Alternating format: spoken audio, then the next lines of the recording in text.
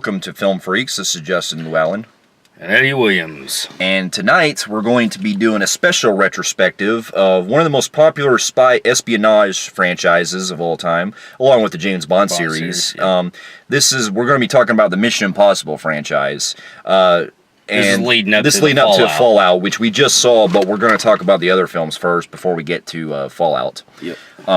So Mission Impossible, we're starting with the first one, which came out in 1996 and was directed by Brian De Palma, who, if you may remember, he directed films such as Carrie. He also directed The Black Dahlia, and he also had Snake Eyes, things like that. And it's based off the TV show. Yeah, from the 60s, 60s and 70s. Yeah. Yep. There was a TV show back in the day called Mission Impossible that this movie was based off of.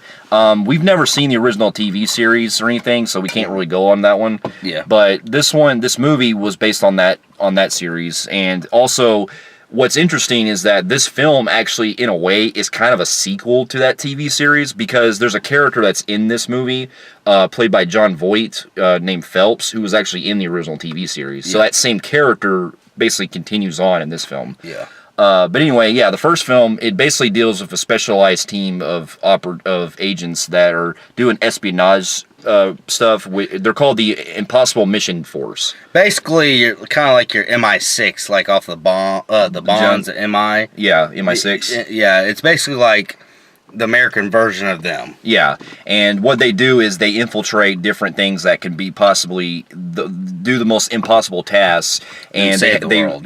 and prevent terrorism, stuff like that. The film basically first starts out where you have because we all know that this was the movie that basically brought Tom Cruise into action stardom. But at the time, the movie, when it sets up, is that he's basically kind of a supporting guy in the beginning because the movie sets up already a team that's led by Jon Voight's character. And it has Emilio Estevez is also part of it. And you also have Kristen Scott Thomas and that other girl, Emmanuel something, the French girl. Yeah. And basically, they're the team that have to. Their plan is to infiltrate and get and go into this. Basically, it's like this party or wherever, and they have to. Their first mission basically they have to investigate on retrieving. It's like a cover base. It's like a list that they have to get from the embassy. Yeah. Basically, it's a list. I think what it is, it was a list of somebody was marking down it had to do with the CIA.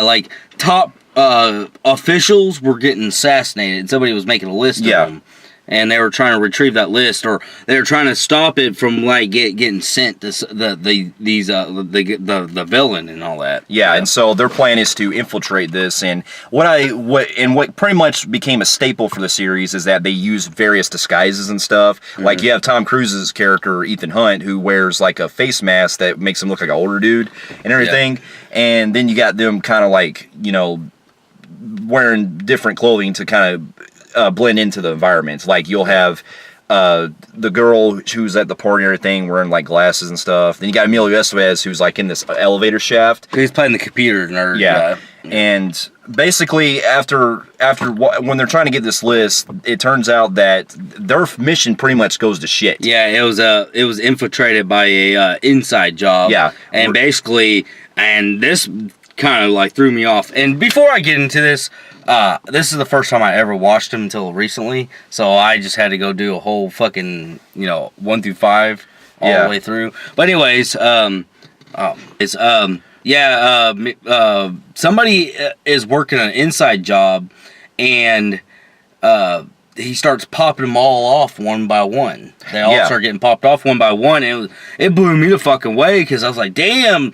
You see Emilio Estevez get that. That was pretty brutal. That fucking thing stabbed through his mouth and head. Yeah. And then the elevator shaft, and then next you see them all of Tom Cruise's people getting all shot up. Yeah, you see Jon Voight getting shot, and you also have that girl who gets killed in the car explosion. Yep. And then while Cruise is trying to figure all this out, you also get this part where this girl, that other girl, she ends up getting stabbed by somebody. So he's pretty much on his own. He ends up having to be on the run. Yeah, he's on the run, and he's pretty much all rogue now, and basically he's got to find out by himself, because this is the only out of all the films where they actually, and it's weird because it's the first one where like his entire team dies and he has to work by himself to find out and get some help along the way.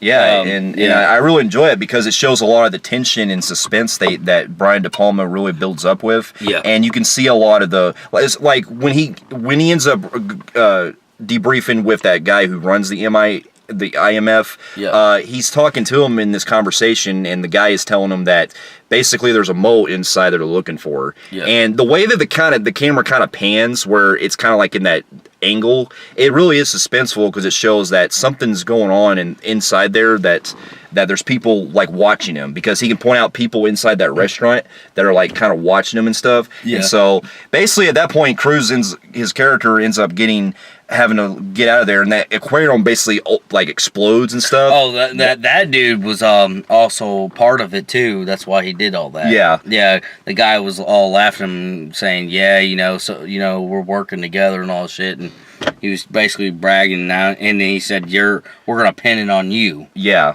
because and basically the rest of the film deals with Ethan Hunt having to recover all this stuff, or basically.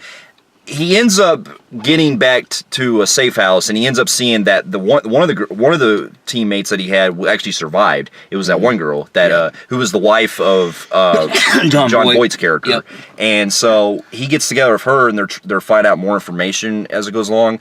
And then the rest of the film deals with them having to find out more information and stuff, and then we get introduced to some new fresh faces to the team, which is Ving Rhames' character, Luther Stickwell. And then you also get the guy from Leon the Professional, Gene Reno. Yeah. Gene Reno, Leon the Professional. And you get him, and basically they have to infiltrate that white facility. If you guys remember the classic scene, they have to go and break into the CIA. Yeah, they have to break into the CIA, and there's that iconic scene where Cruise has to go inside to try to get the data off the computer, and there's that part with the lasers and stuff, which I really enjoy. It's a very intense scene. It's one of my favorite parts. Because it's so suspenseful, because Cruise basically has to stay still the whole time and not even make a sound. And there's like water, like there's sweat coming out of him and everything. And if there's just one little inch that goes down, it'll trigger the alarm. And I really thought that scene right there, I think, is probably one of the most suspenseful parts in the franchise. Yeah. And then basically as a souvenir, the guy Gene Reno, his character ends up leaving his knife there as it goes down. And when the guy who was operating the computer walks in there, he sees that the knife was stuck in there after they escape.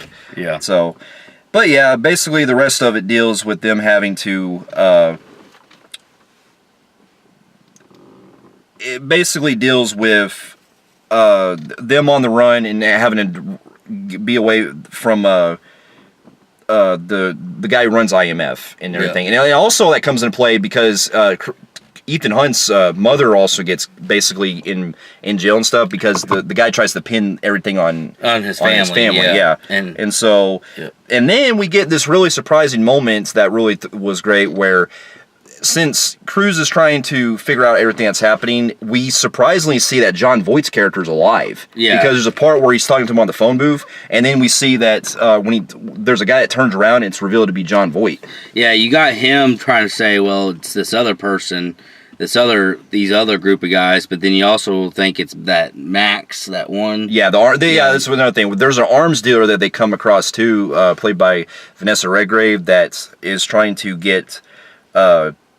That they come across, and they've been looking. They believe that she has something to do with it. Yeah. And basically, when it's revealed that John Voight's character was alive, that really threw me off. I was like, holy shit, I thought he died. Because there was a sequence earlier in the film where Cruise is kind of having like a dream sequence where it shows that John Voight walks into the motel room, and it shows that he's wounded, and he's saying, the mission failed, and everything.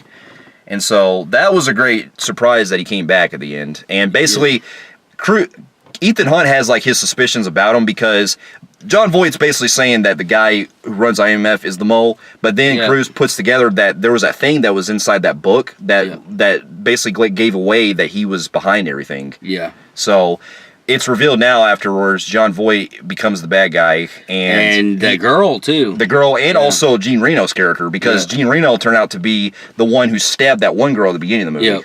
Yeah, and going to like my pros on this film, I do like, and this is actually the only Mission Impossible out of the whole franchise that does this. They actually keep it more looking like it was shot on like. It takes place in the 90s, but it really has that 70s look if you watch it, the gritty 70s look. And it's the only one out of the entire series where they actually went for more of the look of the TV series. Yeah. And that's what they were going for. And I actually like that. That was a good pro. Tom Cruise. He was great. It was his first outing as Ethan Hunt. He really brings a lot of like, charm. He brings a lot of great like, suspicious beliefs and stuff. Because I like how he can pick up on a lot of the clues. I also liked his banter back and forth with the dude from Leon the Professional. Yeah, that was great. Yeah, especially when he's saying you don't stab. Which, people. by the way, I mean, not saying it's a bad thing, but I kind of saw him turning. Yeah, because it's kind of a giveaway with that. Because if you've known him other than Leon the Professional, he's always played the kind of villainous type guy. And Ving Rhames was great too, as he had a lot of funny lines. But also the biggest standout for me, I think, really holds this movie a lot, are a lot of the action scenes, especially the beginning when their mission goes wrong. Mm-hmm. And one of my favorite parts, besides the laser mission part, is near the end when we have that climax where it's on that train. Yeah. And it turns out that John Voight accidentally shoots his wife and she ends up getting killed. Yeah, he ends up killing her, and like he's basically taking all the money for himself. Yeah. Yep. And then we have that and the list. Yeah. Yeah, and we have that really cool fight that takes place where Cruise is on top of this this subway, or I'm sorry, on top of this train, and he's going back and forth. And while at the same time, you have Jean Reno's character who's in the helicopter trying to take him out. Yeah. And they go in this tunnel. And I will say that even though the film... that's a cool... Like, I'm going to get to my pros real quick on that. Even though it's a cool, iconic scene, it did not hold up today. Like I said, I rewatched the entire series just recently up to get ready for Fallout. And I will say one thing about this. The CGI of the way it looks CGI-ish looking. Yeah. With the helicopter and then the fucking train, and how he's like flying, like when it explodes and he does all that. It does not hold up. Yeah, it's cringy. I did read that supposedly it's 90s, so it does fit the 90s look to it, which I like. It still is suspenseful, especially suspenseful. Especially when you have, after pretty much the helicopter explodes, it pretty much ends up killing John Voight and everything, and we get that part where Cruise almost gets killed by the blades, because the blades like coming near to his neck and almost stops right there. Yeah. But I'll give you that. That was probably one of my minor cons I had, was that the film did feel like some of the technology they use is also outdated. Like the fact that they're using internet, which basically, in the movie, it's established around this time, since this is the late 90s, that mid 90s, yeah, that basically only certain people can have access to doing internet stuff. Yeah. And nowadays that wouldn't fly, because anyone can pretty much access it. Yeah. So the stuff they're doing with the internet that was brand new at the time doesn't hold up. But also some of the visuals, like with the train scene. It was a good starter to the series. Yeah, and it basically ends with them going on their next mission, and also one of the things I like in every one of these films is how they introduce when they go on their mission, they have the thing that says, your mission is to blah blah blah. Do you accept this mission? This will self-destruct in 5 seconds. TV series, video game is filled. Yeah, I always like how they introduce their missions in every one of them. Yeah, and they do the classic the whole like dynamite thing. Yeah, burning stuff. But it was a good start of the series. But some of the stuff is very outdated. But other than that, I thought it was a good movie. I'm gonna give it a compelling grade on the Film Phreeks meter. I am too. I'm going to give it a compelling grade on the Film Phreeks meter as well. Yep. Now, after the success of Mission Impossible, this basically brought Tom Cruise into action stardom, because before he did Mission Impossible, Cruise wasn't really known for doing a lot of action movies. I mean, you had Top Gun, but he was mainly doing like drama stuff and things like that. This is the movie that brought him into action hero franchise. Yeah. In action hero status. And so after this, it was established, a sequel would follow.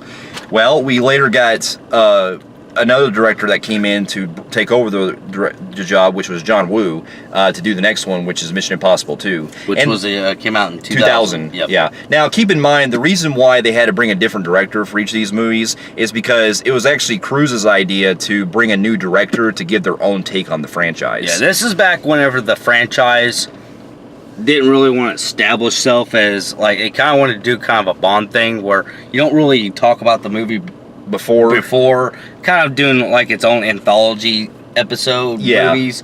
This is at the time that's what they wanted to do, and this movie came out, Mission Impossible 2 came out around the time where we were actually on a new evolution of how movies were shot. Everything changed, cinema changed around this time.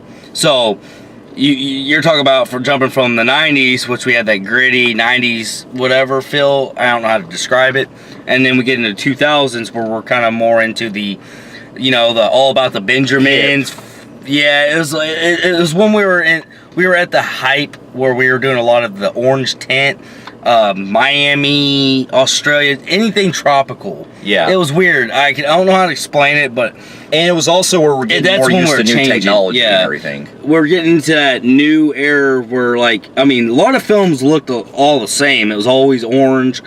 It was always like it took place in Miami or LA or Australia, just something with a beach setting. And this one, basically, it was directed by John Woo, who, keep in mind, I'm a big fan of. He made 3 of my favorite action films in the 90s. He brought us Broken Arrow, he brought us Hard Target, and Face Off. As far as his American movies. Now, I've only seen one of them, which I think was The Killer, which I watched, which was good. But this was, because John Woo was already an established director, it would be given that he would make a Mission Impossible movie. So, I remember when Mission Impossible 2 came out, and this was actually one of the first movies I remember, I didn't watch till after it hit video. Now here's the thing about this, out of all of them, including Fallout, this one has actually been the most hype out of the entire series. I remember this movie's promotion was so, it was so big. They were building a whole year up to it. They even did Limp Bizkit did a music video where he actually had the scenes for the movie. So did Metallica. Metallica did that as well. Did it too. I remember they were doing posters everywhere. This movie was always on commercials. Well, it was MTV was promoting the fuck out of it. Especially that spoof. There was that spoof that Ben Stiller did where he was basically showing all how him and Cruise were doing all the stunts and stuff. And everything. And Ben Stiller was playing Tom Cruise in that skit. So basically this was to this day with Fallout coming out, none of them has been as heavily as promoted as Part 2. And we're going to get to that, why I think that's kind of funny. But anyways, we get to where, like we said, it ain't established how many years later or whatever, but we're on a plane right now, and this one's about that Chimera virus. We take place, we're on a plane, and we have this scientist, and you're led to believe that Ethan Hawke sits next to him. Hunt. I want to call him Hawke for some reason. Hunt. Cut that out. Hunt. Ethan Hunt sits right next to him, and they're discussing a couple, making a deal and everything, and then you start seeing some fucked up shit happening. You're like, what? Is Ethan Hunt bad and all that stuff? Because you start seeing people getting killed off left and right inside the plane. Inside the plane, and then this is the first, they did it in the first movie too, but then you see him take off the mask, and it's revealed to be the villain of the movie. And which I thought that opening scene was kind of cool because it showed that, wait, why would Ethan Hunt be doing this? And it's it's because the villain's under there. And basically, the guy ends up doing some kind of chemical reaction on the plane, causing the plane crash, while the villains escape with the Chimera virus. Because the guy was a scientist who created this virus that would actually make you bleed from your orifices. Which is actually pretty. I actually like that. That is pretty cool. And so basically then we get into our opening scene with where pretty much Ethan Hunt's on vacation and he's doing a lot of rock climbing and stuff, which that scene kind of felt out of place for a Mission Impossible movie. I mean it's cool that they established his character and stuff, but I don't know, it just kind of sticks out for me. Yeah.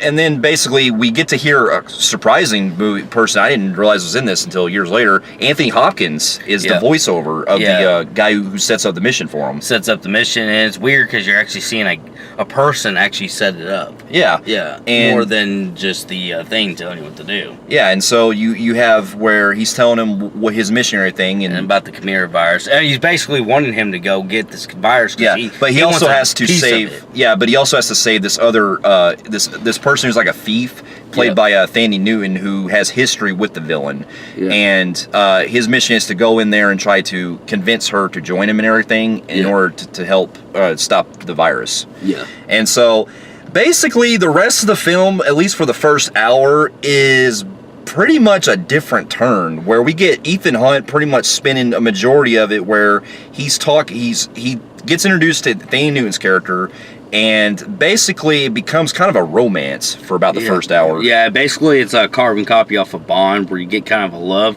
where he's being too full of himself. Tom Cruise is, where he's all like, just saying impressing, one-liners. Yeah, one-liners to impress the girl in this film, and basically they got to set it up to where they got to pretty much drop her off. She used to date the villain in the movie, I guess years ago, and they basically want to set it up to where they have to go to Australia, and she's got to get with him, kind of like trick him around because he has the Chimera virus. That's right. Yeah, and he's talking about releasing it in Australia, killing millions of people, and then eventually doing it around the world. Yeah, and what's interesting, I will say, is that the villain, Ambrose, he actually was a former IMF agent who went rogue. So I do like the backstory with the villain, but most of the film is mainly just dealing with him trying to get the virus and everything, spread, while at the same time you have Thandie Newton's character who's trying to, go undercover to meet with him and all that, and it just, well, we'll get to our cons later, but basically the rest of the film also deals with that, where she has to go in there and talk to him and try to seduce him and all that. And then then you have that one blonde dude that's really kind of like, he's not trusting it the whole entire time. He finds it suspicious. Yeah, and he's basically trying to convince the boss, but the boss is kind of not believing, don't want to believe it. Yeah, and then basically the rest of the first hour, they really don't do much because we didn't get introduced to the team. A new guy who's assigned to be the pilot, and then you got Ving Rhames coming back as well. But to be honest, they felt kind of wasted in this movie. Yeah, and we'll get to their pros and cons in a minute, but yeah, it's them having to infiltrate all that, and basically there's really nothing that really happened. Yeah, this is actually the most simple plot in this one. I don't think we really got to go too much detail. Basically, you get to stop the villain from letting this Chimera virus get out. Yeah, that's basically the most simple plot out of the entire series. Yeah, and then when they get, and nothing really happens as far as the action department until about the first, probably in the next hour. So when we get to the next hour, they have to go inside this laboratory to get the virus. Yeah, and that's when it actually starts to pick up, where you get to see a cool shootout that takes place, where after Cruise is getting like the chemicals and stuff, like taking and doing all that, we get a cool shootout where he's shooting the men in there, and basically they end up taking Thandie Newton hostage. Yeah, and I do like this because then it shows that Thandie Newton's character ends up injecting herself with the virus. Yeah, and that basically, and she only has 24 hours left to live. Yeah, she does it as a sacrifice. So because I think that was the last bit of it. It was because Ethan Hunt already destroyed all of it, but the last bit, the syringe, and she stabs herself with it and gets her. So the guy loses the Chimera virus completely. That was the last bit of it. But basically, you get basically he gets to escape out of the lab, and they're pretty much on trying to escape the main villain dude. But then at the same time, while Ethan Hunt's after this villain dude, you got his team, Ving Rhames, trying to go and stop the girl, because the girl pretty much, she knows she's fucked, she thinks she's fucked, so she goes and finds a place to commit suicide at. Yeah, And then the rest of it deals with Hunt going after Ambrose and the other guys. And I will admit, when they get to this part, the movie does have like a really cool gotcha moment. Basically, he infiltrates where they're at in this hideout that where the guy is, and we get that funny scene where Cruz is hiding, and it's got the doves that come in. Because if you know John Woo, he likes to put doves in all of his movies. Yeah. There's that part that is pretty cool. Yeah. It ends up being the mask. You think he all right. Him and that dude that was kind of like on the Ambrose's team, the main dude that was kind of he didn't trust the girl the entire movie. Yeah. They get into it, and he ends up, you think that guy beat Ethan Hunt's ass. Well, because he basically what happens was he throws a grenade, and there's a grenade that gets thrown, and you think that one of them basically died, or I'm sorry, not died, but you see one of them get up, and he's dragging apparently Ethan Hunt to the main villain. Yeah. Because we forgot to mention this earlier. There's another character they introduced, played by Brandon Gleeson, who's like the guy who's trying to finance the virus and stuff. And so they're trying to get him to buy it and everything. Yeah. Basically, or whatever he's doing. And basically, the henchman of the villain brings Ethan Hunt in. Apparently, he can't talk or anything. He's like mumbling and stuff. And it turns out that when the villain ends up going to Ethan, he ends up pulling the mask off, and it's revealed that his buddy's actually in there. He has duct tape on, which I thought that was pretty cool. Yeah. And then we see that that Hunt was actually in disguise the whole time as the other guy. Yeah, and basically the other guy got killed. Yeah. Yeah, he shot his own buddy to death and thought he shot Ethan Hunt. Yeah. But anyways, you get the final fight between them two, which is, another. Well, we also had that motorcycle chase that takes place where chase, and then it leads to that final fight, and then you got pretty much the team saving the girl at the end because she was about to kill herself, and then he was able to stick the antidote, because what Ethan Hunt had to do infiltrating after destroying the Chimera virus, he had to go and get the last bit of the antidote, which that dude, the villain, had. Yeah. And basically sticks it, and then it's all pretty much happy ending right there. Yeah. And I keep it that simple because unlike the rest of the franchise, this one sticks out like a sore thumb. It does. This one was as much hype like I want to get into now. This had the biggest hype out of the entire franchise, and this one was not good. No. It wasn't that great. I'll admit, when I first watched the film back in the day, when my parents rented it from Blockbuster, I had a fun time with it after first watching it, because I was a kid, I didn't really pay attention much. Yeah. Now, since I rewatched again recently, 18 years later, this movie is a lot disappointing than what I remember it, because this one to me felt like, okay. I felt like John Woo, I know that they wanted a different direction, but I think he strayed way too far for what Mission Impossible is. Yeah, and it didn't help too, because the film is trying to capitalize on the Pierce Brosnan Bond films at the time, because that came out in the mid-90s. We also had the Pierce Brosnan James Bond movies, which were fun. This movie felt like it was trying to be that level. Yeah, that level. To me, it did not work. And not only that, the look of the film, with the whole, you had Ethan Hunt, you had Tom Cruise all spray tanned, and I mean, you're talking about a guy that can't get a fucking scratch on him out of all these explosions. If you guys remember, Last Action Hero made fun of movies that do this. Yeah, like how the movie did that ridiculous, but it doesn't work in this universe. It doesn't, because what really kills me is the look of the film.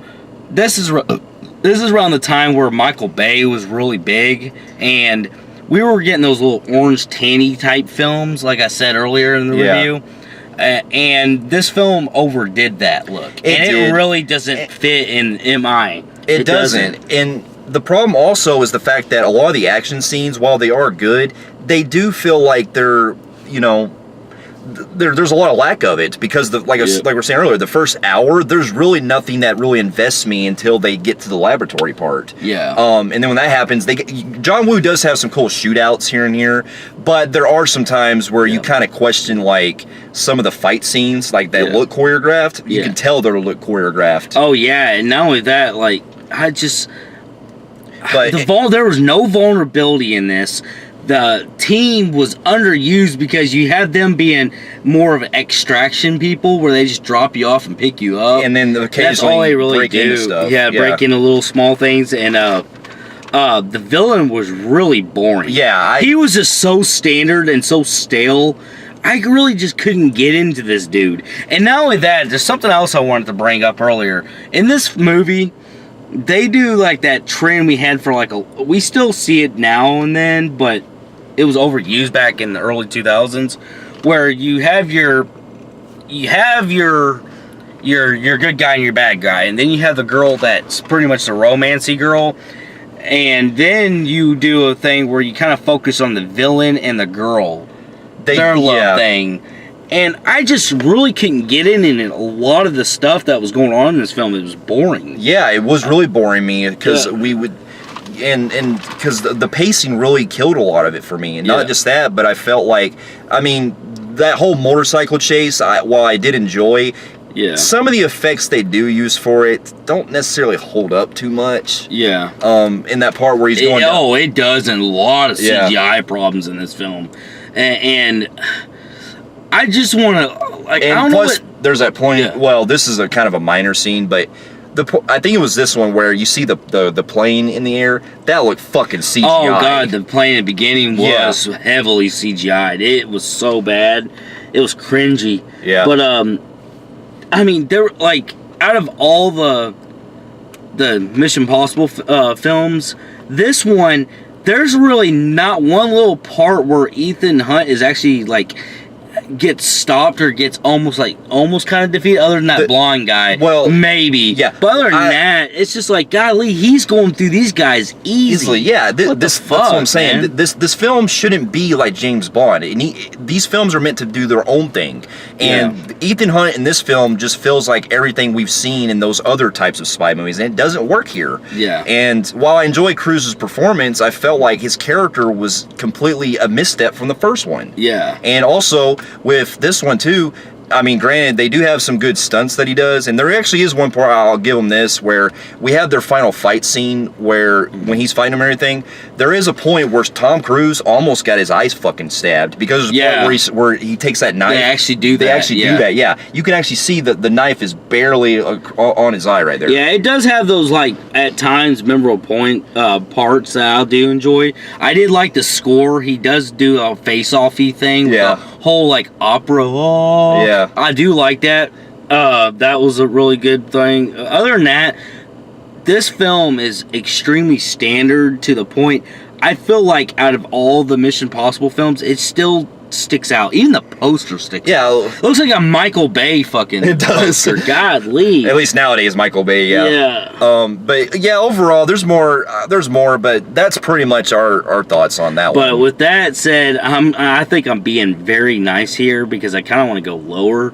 I'm going to give this a extremely, very low average Joe rating. I'm going to agree with you. I'm going to give it a average, I'll go with just a regular average Joe because there were some other action scenes I kind of liked a little more than you did. Yeah. But it's still very, very forgettable. Yeah. So that's mine's an average Joe on the Film Phreeks meter. Yep. Now after this one came out, while Mission Impossible 2 was quite a big success, they actually went on a hiatus for a while with Mission Impossible because, believe it or not, the next one we didn't get we wouldn't get a Mission Impossible movie until 2006 when the third one came out.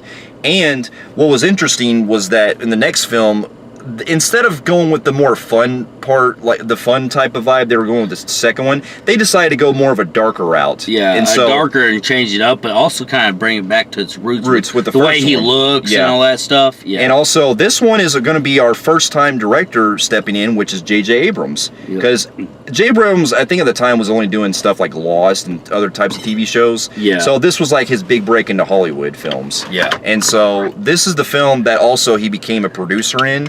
On all the other Mission Impossibles afterwards. Yeah. So this one we get it to where J.J. Abrams takes over as directing, and this one actually starts out pretty interesting because I have never seen this in a Mission Impossible movie. Oh no! I mean, you can say it does stick out, but it sticks out in a good way. Yeah.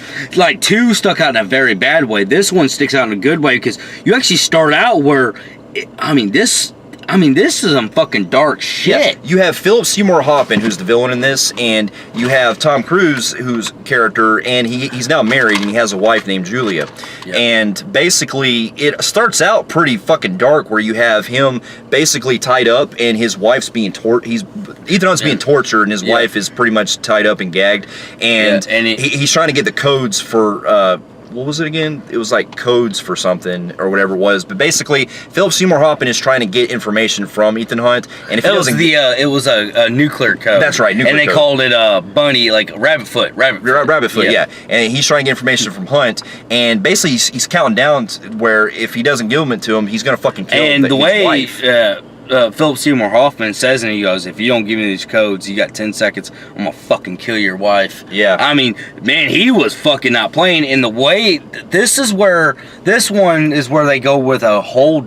I mean, if you know J.J. Abrams, he goes with a dark tone, a very gritty look, and this one does it. And you got Ethan Hunt already bleeding out of his nose, his eyes. I mean, he is bust up bad. He's sitting there crying and screaming. Yeah, and that's actually, I think out of the performances that Cruise has given in all the films, I think this might probably be his best one as far as his performance level, because he showed a lot of fucking emotion in that scene. And basically, before we start the movie, you hear a gunshot, like as in, oh damn, he killed his wife right in front of him. Yeah. And basically it starts with traditional... And this one goes with the traditional where you do the ending at the beginning, and then it goes it basically flashes back. Yeah, and then you watch the movie in flashback, building up to that. Kind of like Memento. Yeah. And the film pretty much deals with Ethan Hunt, who's now retired, and he basically is now settled down with his new wife. And Getting married. Yeah. Well, basically, he gets called into action from a phone call that happens to where... he finds out that one of his recruits that he was actually training, played by Kerry Russell, ends up getting kidnapped, and he has to recruit his team to go and save her, and they have to try to stop Davian, who's played by Philip Seymour Hoffman. Yeah. And so the film actually kind of gets things going in the beginning, because unlike the second one, which took a long fucking time to get there, this one already starts out where basically they're already trying to infiltrate the location of where Kerry Russell's at and everything. They have a really great action scene here. Yeah. This one has a cool shootout that they do where they're trying to get her and everything. Yeah. And we also bring back Ving Rhames, and this time they bring in that guy from Paris with Love, Jonathan Myers something. Jeremy Rhys Myers. Yeah. And they also bring Maggie Q from Live Free or Die Hard too.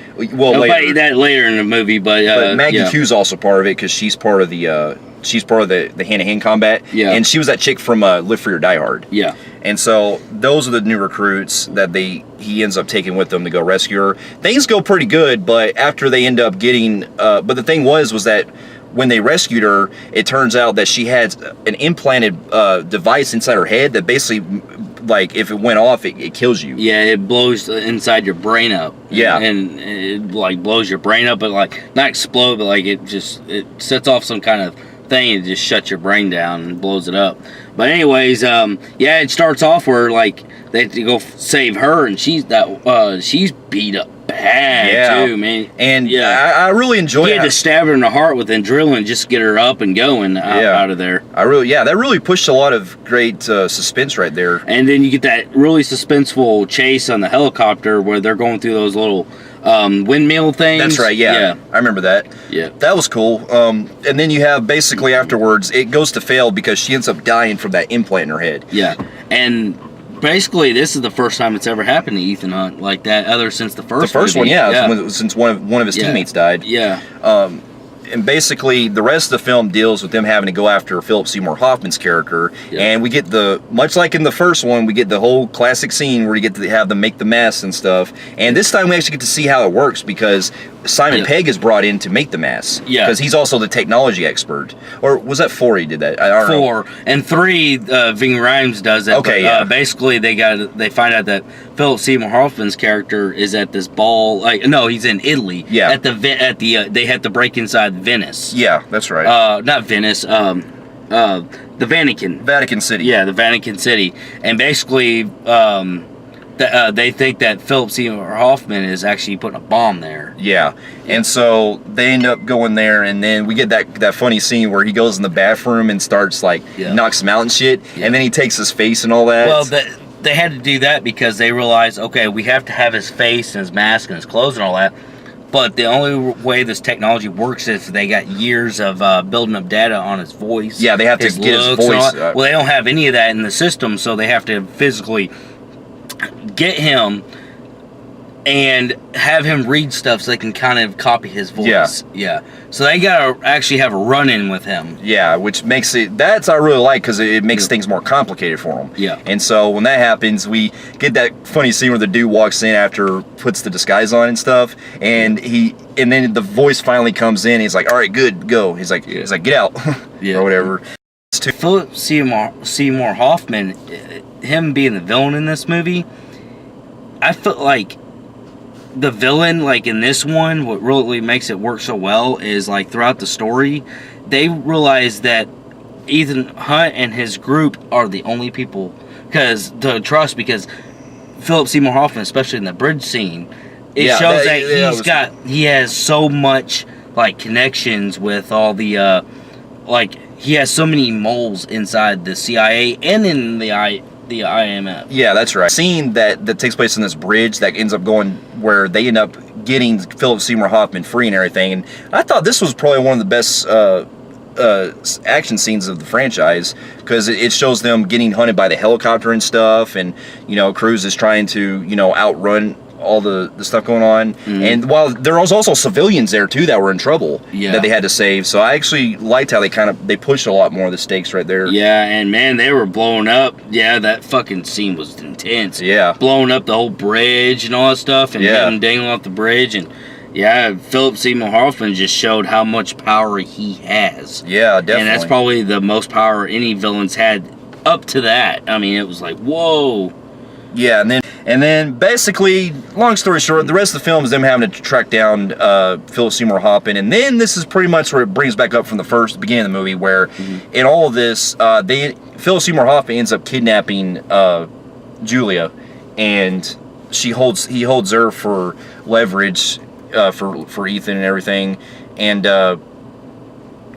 basically. Philip Seymour Hoffman gives Ethan 40 hours to get the rabbit's foot in order to save his wife. And while this is also going on, we also had the other guy we forgot to mention, Billy Kudrup's character, who's kind of like the guy from the first one, who's kind of like, looking for the mole and stuff and everything. And pretty much we cut back to after some stuff goes down to where Ethan Hunt ends up having to he gets caught by Hoffman's men. He ends up coming back to the beginning of the first film, or the beginning of the movie, where he's tied up and everything. We had that really intenseful scene. Well, it kind of picks up from that, where he's trying to get everything from him, and we see that he literally has her killed. He gets her shot in the head. Yeah. And then it turns out afterwards that it was actually a decoy. It was actually one of his men, because the guy we mentioned earlier, Bill Kudrup, is actually working with him. Yeah, the one that was helping him throughout the whole movie. Yeah, which I thought that was a good surprise. I was like, oh shit, they killed his wife, and then it turns out to be a decoy. Yeah, they end up ripping the mask off, and what it was Philip Seymour Hoffman. He basically wanted to do the kind of a trick to see if he'll give in. Yeah. And he said he didn't want to do it right yet. I think the guy made it to where it wasn't the wife or something. I can't remember. I can't remember either. After his encounter with with Billy Kudrup, he ends up going to Shanghai and having to go to these buildings and stuff. And they had that really intenseful part where he's going off them buildings and everything. He had to slingshot himself. Yeah. I thought, man, for a guy who doesn't like heights, that fucking gave me on the edge. Yeah. And then basically it all boils down to when they finally reach Hoffman, they have a fight scene that takes place that's pretty badass, because while this is happening, Hoffman ends up playing this thing that's inside Ethan's head, the same device that killed Kerry Russell at the beginning. Yeah. And it ends up, if it goes off, it'll kill him. And so basically he ends up having a fight with him and everything, and then it goes out to the street, and where pretty much Hoffman gets run over afterwards. After he lets his guard down and Ethan pushes him off. Yeah. And then it basically goes back to where he ends up getting electrocuted by his wife in order to get the implant out. Well, they fight inside that little building. Yeah. Yeah. And yeah, Philip Seymour Hoffman fucking gives Ethan Hunt a fucking run for his money. Oh yeah. Boy, he beats the fuck out of him, man. Yeah, and then he even teaches his wife how to use a gun before he gets himself electrocuted. Yeah, but say to kill this thing that's in the brain that they put in that girl earlier in the film, you have to die because it will make the machine thing in your head stop. And basically, he had to kill himself, and then she had to revive him. Yeah. And then she ends up reviving him, and yeah.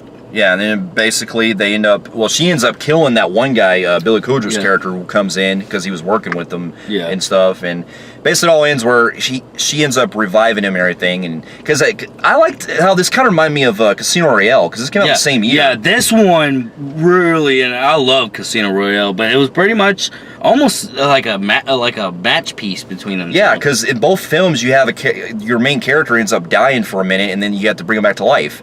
And I thought that really worked here. So it pretty much ends with them getting back to the U.S. and things are all resolved, and they finally get to go on their honeymoon. Yeah.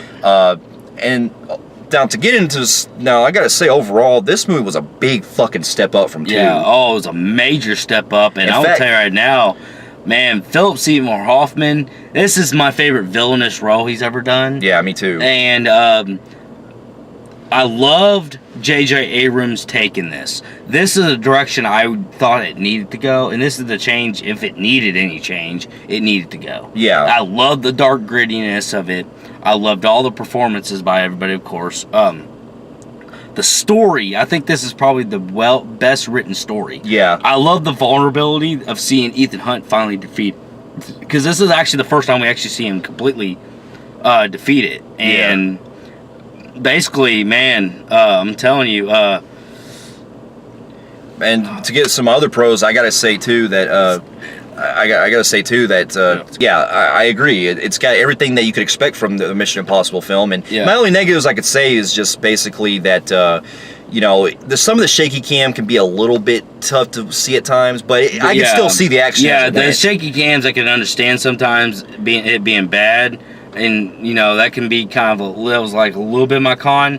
But, man, did I love the vulnerability of him just losing. And, golly, it was...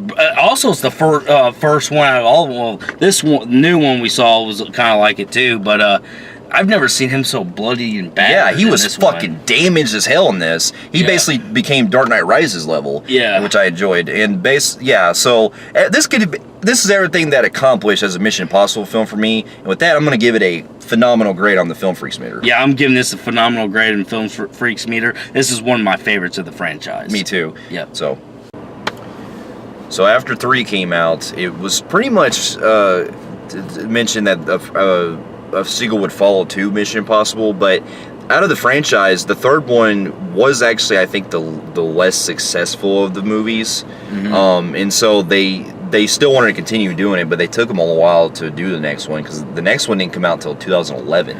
Yeah, they did kind of a hiatus. I guess you can say that if it ended at 3, that was a great send-off. Yeah. Because, man, I thought they closed it out perfectly. You could assume that Ethan Hunt just retired. Yeah.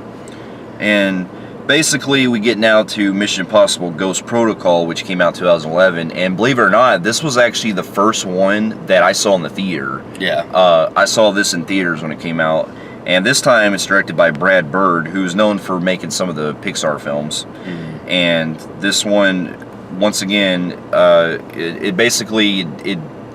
it picks up, actually stars the guy who was from Lost at the beginning of it, Josh Holloway. He plays a guy at the beginning who ends up getting killed after a mission goes wrong, and he gets killed by this that chick that was from Spectre. Yeah. In it, she plays an assassin, and so after that happens, we basically get it to where Ethan Hunt is pretty much now in prison. Yeah, he's in a Moscow Russian prison, and he starts off with the bringing back Simon Pegg. Yeah. And this time he's playing a bigger role than the last one, where he was playing more of a computer nerd, but it was still not focusing on him mainly. He was kind of like the backup guy that helped him at like the last ending. Yeah. Towards the end, but And this one basically deals with Hunt is in prison, and he gets a chance to escape after the doors open and stuff in the prison, which is a funny scene because you hear all the classical music playing, and the prisoners start getting out of their cells, and they start beating the shit out of the guards and stuff.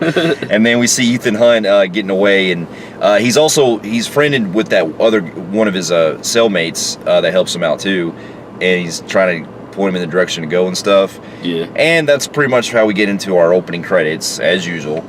And basically, the rest of the film deals with them having to go to recover Russian nuclear launch codes that were stolen by this guy, from the guy who played off John Wick as the villain.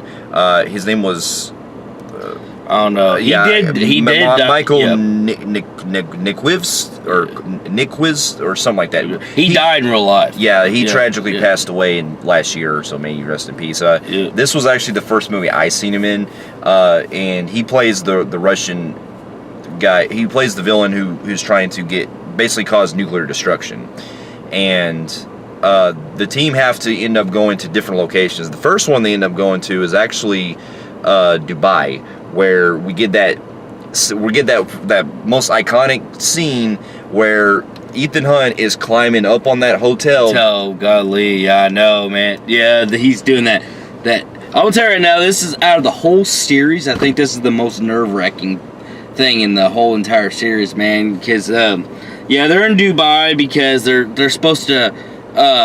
Basically, what they're supposed to do is they're trying to steal these launch codes.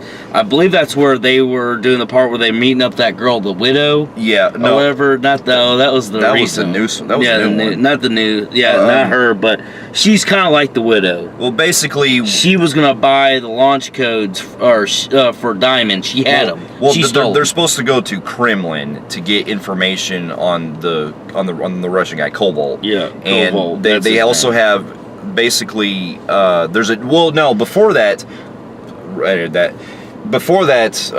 actually, Ethan Hunt actually gets himself into some trouble because there's a bomb that goes off inside this in Kremlin, and basically, when this bomb goes off, he's captured by the Soviet people, and he's charged with the destruction. So they're blaming him for he captured. What happened was they go in and try to do a mission inside, infiltrating Kremlin. Yeah. And they get the information of who's Cobalt because they didn't know who he looked like. Yeah. Well, the information was destroyed, and then they had to suddenly abort the mission because they started getting closed in on, and whenever Ethan Hunt gets out. Kremlin, someone sets off a bomb, Cobalt sets a bomb off in the Kremlin, and it blows up, and he gets fucking hurt. Yeah. That's when that part where he's running, next you know, he goes, boom, he bangs against the car. Yeah, and then... And he ends up in the hospital, and that's when the Special Forces got him. Yeah, and then basically, after he ends up escaping from them, he regroups with the guy who runs the IMF, which is played by Tom Wilkerson, is in this, and...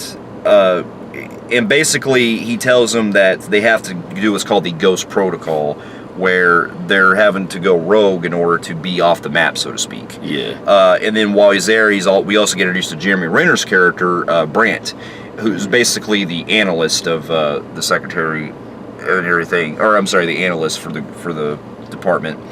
And basically after that happens, we got that really shocking moment where pretty much the secretary ends up getting killed, and then Hunt and Jeremy Renner have to escape after that, because that scene where they get shot at, that threw me off for a second. Yeah, I was like, damn. Right. Yeah. And they end up escaping and everything, and basically they regroup with the team and all that. They find out that the villain is actually a nuclear strategist who wants to basically start a war between the U.S. and Russia. So he's basically trying to bring back the Cold War. Yeah, basically what it is the and he used the bombing. It's basically kind of taking the plot to Sum of All Fears. Yeah, and the bombing was basically used to cover up the whole, so that he could be off the map, so to speak, and basically he's trying to get launch codes for it. Yeah. And then we get to the most iconic scene of the film, where you get to see that where they go to Dubai and they go to that hotel, and their technology is kind of like not messing up, and basically, we gotta tell them why they're there. Well, okay, well, they're there to meet up this one girl who has launch codes. The chick from the beginning who shot Josh Holloway. Yeah, she's got the launch codes, and she's supposed to meet what she thinks is she's meeting. I think Cobalt. I think she thinks she's meeting there. Yeah, and they got it set up to where basically Ethan is playing like kind of Cobalt kind of guy. Yeah. And he's meeting up with the girl, with Jeremy Renner. And basically the girl that's teamed up with Ethan Hunt and his crew, she's supposed to play the chick that's trying to sell the stuff to Ethan Hunt in the other room. So they're basically trying to split them two up and try to, find a way if they can get the launch codes that way. Yeah. But, shit goes wrong. And before the lead up to that was that they were having to, Ethan Hunt was actually climbing on top of the hotel and everything. And that's when, it gave you the fear of heights basically. Because, his glove fell off and everything. And then he ends up getting into that room that he needed to go to. And that shit was like fucking intense when he was. Yeah, I know, dude. I got some sweaty fucking palms watching that scene. I was like, holy shit. Yeah, but and then basically when they do meet up eventually, we see that they start to Hold on. The chick finds out what's going on, and basically Hendrix the Cobalt ends up escaping with the launch codes, and that's when we get that scene where that fucking sandstorm comes, and we see that Ethan Hunt's like running after him and everything. And I'll admit that cinematography was like really stunning with that sandstorm. Kind of reminded me some out of. I'll bring up some of my pros and cons on that, but the sandstorm happens, and basically Cobalt gets away. So pretty much they're having to find a way where they can lure Cobalt back out. And we forgot to mention this earlier, but we also have another character that's also with the team, which is that girl, Carter. Yeah. And basically she ends up getting in a fight with that one chick, and she ends up knocking that chick right out of the window. Yeah, I know, kicked her out to her death. Yeah. And she did it as basically revenge because she worked with the guy from the beginning, and she was with him. Yeah. And then we get to this really cool like moment afterwards, where after Cobalt escaped and everything, they debrief on what to do, and we find out more about Jeremy Renner's character, because throughout the film you're kind of led to believe that Jeremy Renner can pretty much get through a lot of stuff without any training, so you're kind of wondering like, okay, who the hell is this guy? And then we find out that basically he was a former agent, or he's actually an agent working for the agency. Yeah. And he also tells the story about how in 3, the events that happened in 3 when Hunt got married and everything. Well, there was an incident between movies where his wife got basically captured by the Russians, and that was in Croatia. Yeah, and Hunt ended up killing his wife ended up getting killed, and they think basically it was when they were pursuing Cobalt. When they were pursuing him, it was led to believe that the villain that we're seeing in 4 killed the wife. Yeah. Yeah, killed his wife. Which, I'm glad, which we'll get to the end of it, but I'm glad they fixed that, because that kind of was starting to really kind of not make me happy at first, because, you're talking about like they totally, the beginning of the film, most of the film kind of ignores that the first 3 films kind of exist, even though they exist. It's just they don't talk about it, and then all of a sudden you see Ethan Hunt not having a wife, and you're like, what the fuck, man? Are we playing that Bond shit again? Yeah. And I was starting to get kind of worried on that, and then I thought they killed the wife off screen. I was like, I hope they don't do that shit, or I'm gonna get fucking pissed. Yeah, and we find out that Jeremy Renner's character actually was to protect his wife and everything, and he feels responsible for it. Yeah. And so I actually really enjoyed that, because it gave us more about who he was. And everything, and he also has and Hunt has trust issues with him and stuff because of all the stuff that's going down. Yeah. And basically they end up going to Mumbai, where they go to this guy who's like he's like the the communication specialist to get control of this, like, some kind of satellite for the launch coast to work and everything. Yeah. It's that one guy, he was from Slumdog Millionaire, that they go to, and basically this is pretty much where the film ends up getting, like, it ends up getting pretty much where you pretty much see Mission Impossible coming into play, where they all have to split up, and it's up to the girl to seduce the Indian guy, and then Renner and all the company have to go do their own ways, and then Renner's in that part where he's like in that hatch or whatever, and he has to go down it, and he complains about burning. Yeah, he's like, I don't want to burn alive. Yeah, and then Hunt basically tracks down where Cobalt is, and they have that. Probably one of my favorite fight scenes that takes place in an auto park, in a parking garage. Yeah, the parking garage. And they have a one-on-one fight that goes down, and really enjoy this fight because it shows after the fight's over, we pretty much see the dude just is like, fuck it, and then throws himself down and kills himself. Yeah, and that's also where we get Hunt kind of getting, like, you know, he's hurting himself too, because he falls down and he's like limping and shit. Yeah, you know, so it was a pretty brutal fight. And then we get to see that as the countdown is coming down, where the nuclear bomb's going to go off. Yeah, they get it to where just in time they're all able to disable the bomb. Yep. And let's see.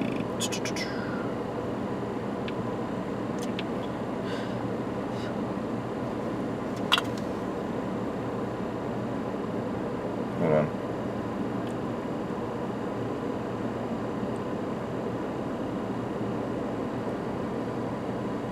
Yeah, pretty much they end up, and then basically Ethan Hunt ends up getting cleared of the charges too. Yeah. From the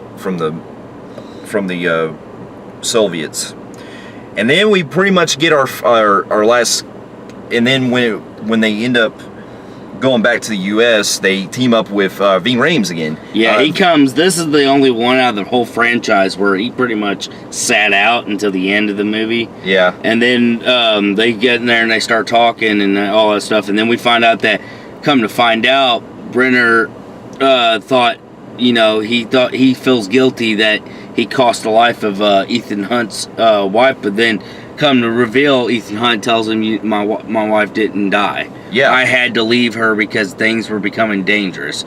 But they both accepted that it would be a dangerous situation if they stayed together. So he let his wife go ahead and move on without him. Yeah, which I really enjoyed. That was a good, nice ending, because it also shows in the end that he finally has Jeremy Renner on board as well, because you know, after he finds out about it, and then he accepts the next mission. And then we see that last glance that he gives to his wife. Yeah. And then he basically disappears like a ghost after he walks off, which I thought was cool. So, going to my pros, I can honestly say that this, at the time when this movie came out, I considered it my favorite Ghost Mission Impossible movie. But now, after watching it again, I will say that it's probably my maybe third or maybe fourth. Or, I'd say probably my third I will favorite. say this. It is like a restart of another franchise of its own thing. It is a very, very entertaining film. I'll get to my cons in a second. Visually stunning film. I like that. It was great to see some of the old people back and some new faces joined in. If I had my complaints, what really bothered me is, I'll get to the villain in a second. The first thing is like I said, like, it has cool visual effects. I noticed some of the CGI in this film does not hold up on some things, that especially parts of the sandstorm, but there was something else I was telling you about that just looked really obvious. I think it was like I don't know. Remember. I think it some was of the planes, sandstorm. and it was the sandstorm. Something else I brought up, but there's some CGI scenes in this movie that just does not hold up very well, and it kind of ruins it. The villain, not only do we know who he is, but he's very lackluster. I like the actor that played him; he was the right choice to play a Russian guy at that. Yeah, it's just the movie wrote him out so much to where you kind of see where he is, and then you don't see him till like the end. But he's supposedly gonna play this big bad villain. It's like, man, they really underused the guy to even get enjoyment out of that. That's what I'm saying, man. And they could have gave a better. I mean, even though it was cool that how he's like, "Fuck it, I killed myself and stuff," jumped off the car thing. I felt like they could have done a little bit better on the climax, a little bit. But other than that, I did enjoy like how the wife was not dead, thank God, and I liked how he was telling that one girl the story, and Jeremy Renner the story, and you see his wife walking with this one dude. Yeah. And that was actually a cool closure. I find it a very, very fun, entertaining film. I have it as my, my fourth favorite of the franchise. But with that, I give this a compelling grade on Film Phreeks meter. Fair enough, yeah. I agree with what you said. Like, I have it more than you have. I do highly enjoy it. I think that it is a lot more fun compared to the other ones. Like, as far as the other three, it does definitely have a lot more of the technology that I enjoy, because a lot of it's messing up, but that, I think, also pushed a lot of the stakes higher, because their technology is basically not working. Yeah. And so I did like that, the whole technology where things are starting to fuck up and nothing's going right on their... Yeah, it does give the vulnerability on that aspect. Again, it goes to the more fun popcorn, kicking ass, taking names type thing. Now, I do say that 4 is what 2 should have been. Yeah, basically. And it has a lot of great... the teamwork aspect, I think, really does work a lot. Oh, it blends very well. It blends very well. And the humor's quite well there, especially from Simon Pegg. Yeah. And just, it's an all-around just great movie. Yeah. So, I'm going to probably give it maybe a high compelling grade. I mean, my only issue is, I'd probably give it maybe a low, very, very low phenomenal grade. I only have just a couple of cons, and that's just mainly just the villain part, like I agree with you on, and some of the CGI, but I was able to kind of not really pay attention to the CGI. It's mainly the villain part that I had an issue with, but other than that, I still thought it was a great movie. Yeah. So, after 4 basically came out, it was actually, they actually started working on a sequel fast after the 4th one, because the next one we get to is... This is when we started they were speeding up on them, but tell them about where they were going to lead towards Jeremy Renner. Well, I felt like I think there were rumors going around that after 4 came out, people were kind of thinking that since Jeremy Renner was introduced, that he was going to possibly be taking over the role. Kind of like what he did with Jason Bourne. They thought that Tom Cruise was pretty much going to be burned out of it, or they were just wanting to move on. I was like, well, even if you chose that would look kind of weird that you had Jeremy Renner do both Jason Bourne's and fucking Mission Impossible. That wouldn't... Yeah. I mean, it's like he's like the only fucking choice. But yeah, that's what I'm saying. And basically, but those were just rumors. But yeah, that was my kind of thing. Like, okay, are they going to be basically making it to where he's going to be taking over? But no, that never came. Yeah. But anyway, we get to the next one, which is Mission Impossible Rogue Nation, which is actually the one I finally got a chance to watch. Yeah. Because 3 years ago, we were supposed to watch this movie when it came out, but we were so far behind on the movie that we didn't get a chance to watch it. And I was real far behind. I practically, other than seeing bits of one, when he let me borrow his Blu-ray collection, that's the first time I ever watched any of these. Yeah, fully. Same here. So 5 I just finally got to watching, and yep. Yeah, and basically this one deals with Rogue Nation. Goes back to a kind of a darker route like the 3rd one did. Yeah. Where basically in this one, the beginning the team is trying to steal this nerve gas that's being held by these Chechen terrorists in Minsk, and basically Hunt and his team are having to they're basically having to prove the existence of what's called the Syndicate, which is an organization that the CIA believe doesn't exist. Like, they're not on the map or anything. Yeah. And they end up going to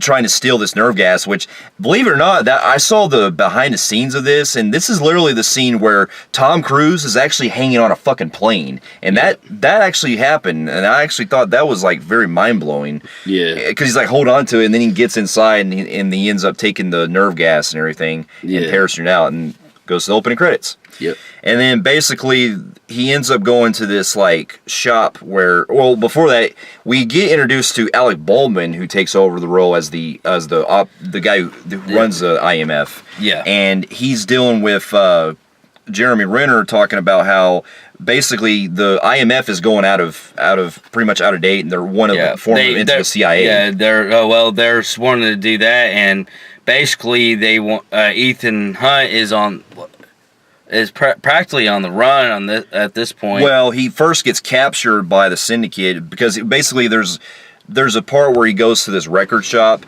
and he's like looking at all the classic stuff and everything. And there was this guy that shows up who is the villain from the new film as well. He's the guy called Lane, where he ends up he runs the syndicate, and he ends up murdering the record store owner and traps Ethan in like this glass box that he's in or whatever, and puts. Ethan Hunt wakes up and he realizes that he's in like this kind of torture chamber, and there's this guy that goes by the name of the Bone Doctor that he's getting tortured by. And basically he also sees that there's this girl that shows up, and she's also part of the syndicate, and she used to be a MI6 agent, but she got disavowed, and her name is Ilsa Faust, and basically Hunt ends up escaping after he realizes that she's trying to help him out and everything, and them two work together to escape. Yeah. Ethan Hunt, after he escapes, he goes on the run being rogue, and because he realizes that the guys are after him, and so he decides to hide out. Yeah. So he's living as a fugitive after he's pretty much cut off from the IMF. Yeah. And we end up seeing that he ends up getting his team back to go to this opera that they're at in order to stop an assassination from taking place for the it's in Austria, in Vienna, Austria. Yeah. And basically they end up going to they see that there's like these snipers there that are waiting to shoot the guy, and he notices that the girl's there too, and so he ends up stopping the guys that are shooting they're about to shoot at him, and that's when we see that she ends up trying to shoot at him as well. And after that happens, they end up seeing that the Chancellor ends up getting killed in a car bomb anyway. Yeah. And so, and they still can't find their guy that they were looking for. Yeah. And then the girl ends up saying that, ends up talking to him about the guy's plan. And he's pretty much blamed for the death of the Chancellor. Yeah. He's being pursued by the Special Activities Division. Yeah, they're pretty much after him. This is now where you get the title Rogue Nation. Well, they call it Rogue Nation because the Senates are a nation, and they're evil. But this is basically where he's Ethan Hunt is gone full rogue. Yeah, and he's pretty much on the run now. Yeah. And he ends up getting back with his old team, which is Luther and Simon Pegg's character again. Yeah. And they end up going to Casablanca, where they are trying to get some kind of file from a secret file on it and everything. And this is pretty much the rest of the film deals with the girl Ilsa. She's trying to. You don't even know if she's good or bad. That's what I like. Both of it. She's basically like Selena Kyle from Batman. Mm-hmm. She's kind of playing a neutral type of character. Where she's like working with Lane, but also working with Ethan. Yeah. So I actually really enjoyed that. Yeah. But anyway, they end up having to get to this place where Ethan has to go underwater and everything, and he ends up pretty much almost drowning. That's it would have to go to India.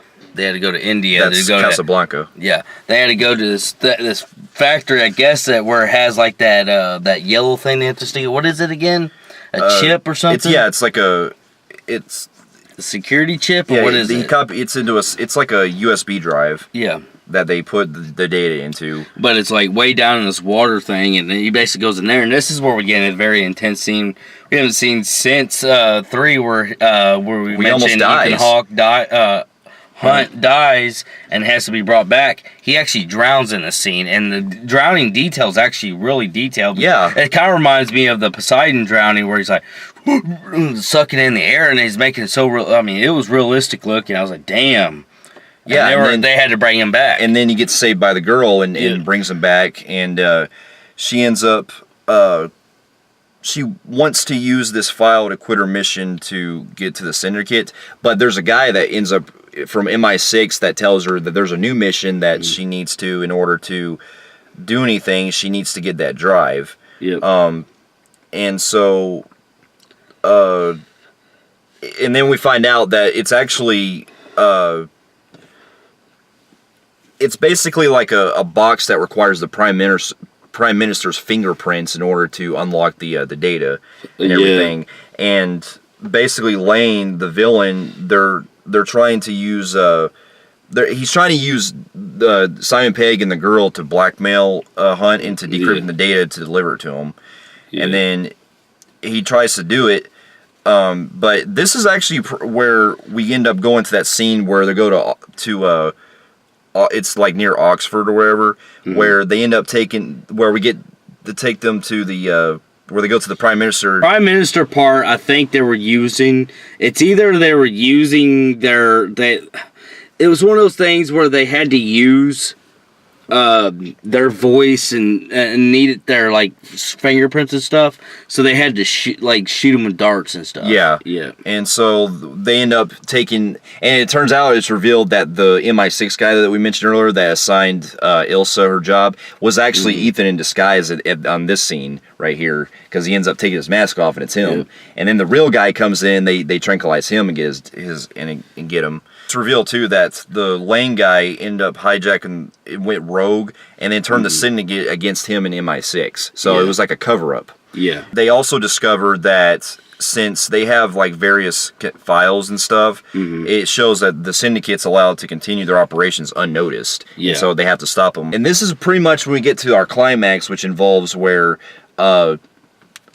Lane pretty much has a bomb that's set on Simon Pegg after he captures him and Ilsa, and we get this really intense scene where Hunt meets up with him at this restaurant, and it shows that Simon Pegg is like on the edge of his life. Yeah, he has a fucking bomb. Yeah, and they're gonna blow his. That threw me away right there, man. Like, and he's sitting there in tears and shit, and this is where I really know they're in fear.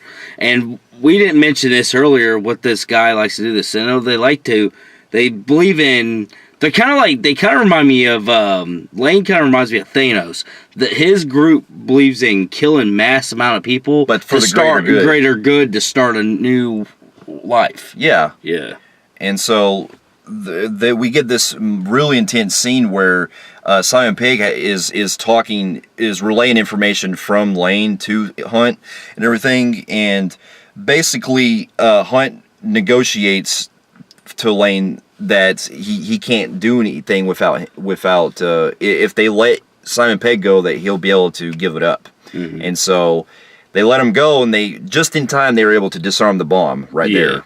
And so after that happens, we get our final shootout that takes place where Ilsa is about to be killed by these other guys that come, and we get that cool shootout where that happens at the restaurant, and then we get to see them. He ends up going after Lane. Hunt does. Yeah.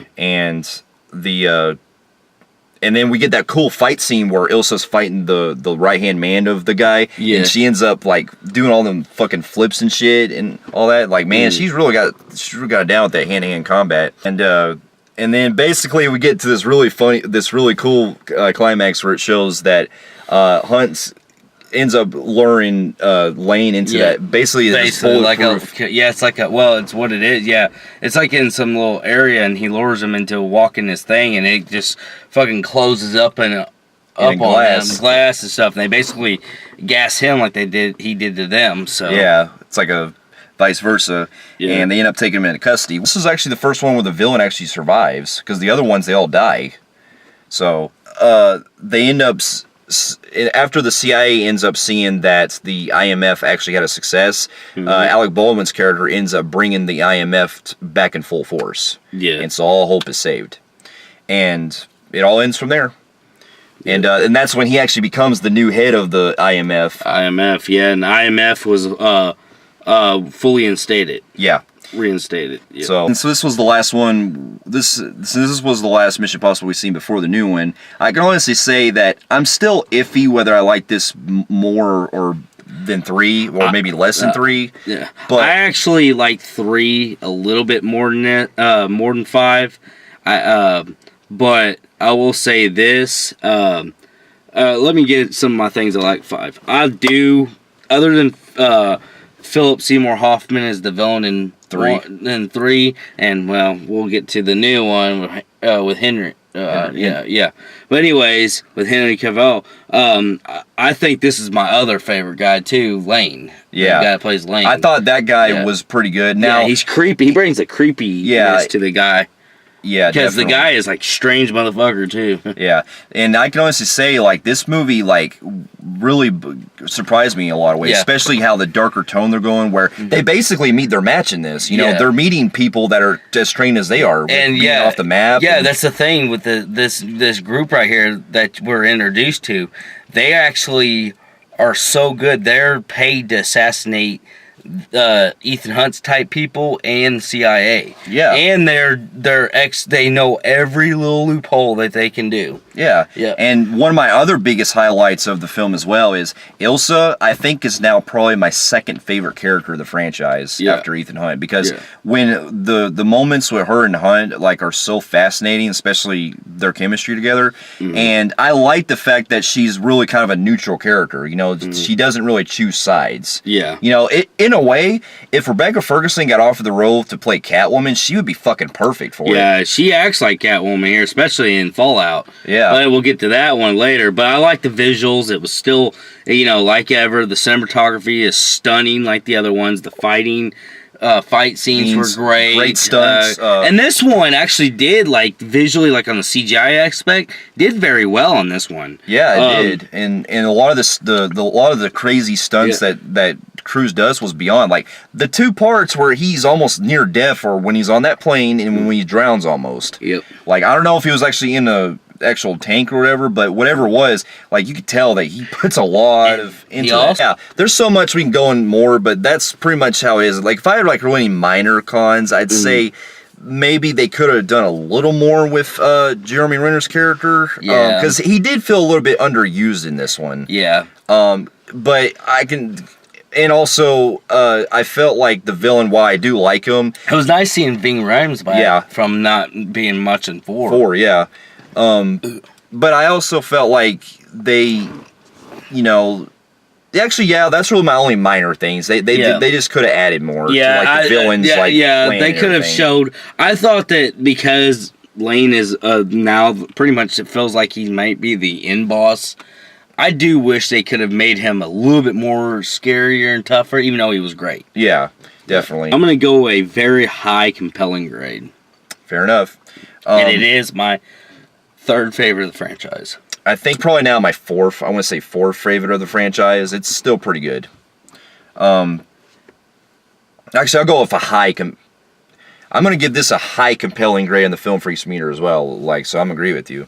Yeah. After Mission Impossible Rogue Nation came out, we now got into the new one that just came out, which was Fallout. And believe it or not, this is actually one that I am actually was like very looking forward to from the trailers this year, because this is the one that really got me the most hyped. As far as action movies, or as far as movies in 2018. But we'll save the review for that in our actual video review. Now, here's, for the end I'm going to give you guys my rankings, and I am going to include the new one, but you'll have to know why I include this. Well, anyways, if I had to rank, here's my Mission Impossible ranking.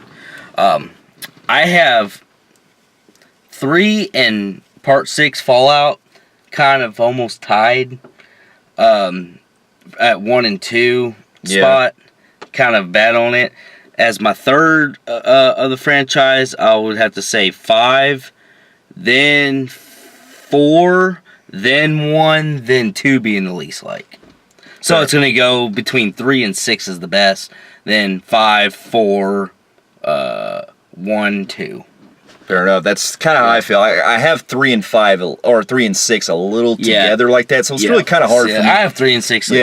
But if I'm going like, it's kind of how I feel with 4 and 5. Like 4 and 5 are kind of fighting each other, but and then 2 and then 1. Okay. Oh, I'm sorry, no, 1 and then 2. Yeah, because 2's my least favorite. Yeah, 2's my least. Way down at the bottom, least favorite. Yeah. So overall, we really did. I'm always looking forward to all these movies coming out in the future. So, and for those of you who have also watched all the Mission Impossible movies and also the TV series, let us know in the comments of what you thought about them. Yep. And if you like what you see here, you can feel free to like and subscribe to our channel and check out more of our other reviews here and at our website as well at filmphreaks.com. And we'll be seeing you in our review for the new Mission Impossible. We'll see you later. Later.